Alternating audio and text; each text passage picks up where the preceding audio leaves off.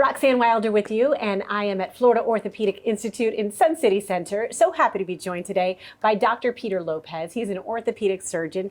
Thanks for being here. Oh, thanks for having us, and thanks for having me. You know, Dr. Lopez, you are putting me to the test today. We were talking carpal tunnel, and you've given me a new word. I've never heard of amyloidosis. Amyloidosis. And this is something that's new in the world of medicine in terms of you've known that this has existed, and now you're really seeing why this is a problem. Tell us about the amyloid protein. We'll start there. Okay, well, amyloidosis, amyloid protein, is something that's been around for even more than a century. We've known about it.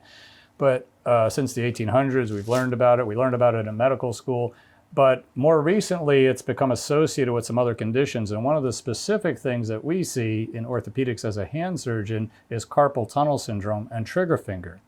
And some of the news and information that we have had is that it can actually be found in carpal tunnel and trigger fingers, and we can detect it at a very early stage. So that detection, that early detection is key, and that's something specific you do at FOI. When you have a patient come in, you say, all right, let's take this a step further, let's do the biopsy. Yes, FOI surgeons are specifically trained so that if a patient has a risk factor for amyloidosis, that they can then go ahead and do the treatment, which is they're taking a small piece of tissue and sending it to the laboratory so we can test it for amyloidosis. And so you don't want to, if you have amyloidosis, you need to get treatment early on. That's going to make all the difference in the world. What if you don't? Yeah, so absolutely. Getting it early is very, very key because it's a very simple treatment, something as simple as possibly taking a pill to prevent damage.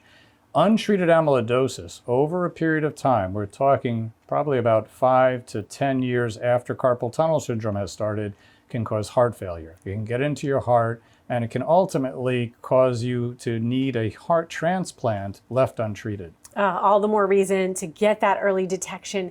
Now, who might be at risk? Of course, you've got the big blanketed group of anyone with carpal tunnel, but are you seeing specific patients that you say, oh, you really need to get this done ASAP? Yeah, so there are certain risk factors that we look for. It tends to be older patients, not younger patients, over the age of 50 to 60. When you have carpal tunnel on both hands, that tends to be a risk factor. Anyone with any kind of heart abnormality, whether that's a skipped beat or some sort of conduction, what we call atrial fibrillation problem, anything where the heart has been acting not normal, that would be a risk factor as well. Trigger fingers, which is a condition we associate with carpal tunnel, is also a risk factor when you have multiple fingers. It's so interesting. The human body is amazing. You're working on hands and realize something going on here could attribute to something happening in your heart. Absolutely. And when we pick it up early on, it makes all the difference in the world, and we can prevent a lot of damage and potentially save a life. Dr. Lopez, my favorite question to ask physicians, what made you decide to go into orthopedics? Oh, I've loved muscle, bones, and tendons my whole life. If I didn't become an orthopedic surgeon, I probably would have been a physical therapist or maybe even a gym teacher. But I've always loved movement and the way the body moves and how we get about and use our muscles and tendons to do beautiful things like dancing or athletics. And it's been a lifelong love of mine. See, this is why I asked this. Great answer. That is fascinating. Love talking with you today. And of course, we want you to get back to better. So you see the information on your screen. Go ahead and reach out if you have carpal tunnel, whatever you need to do.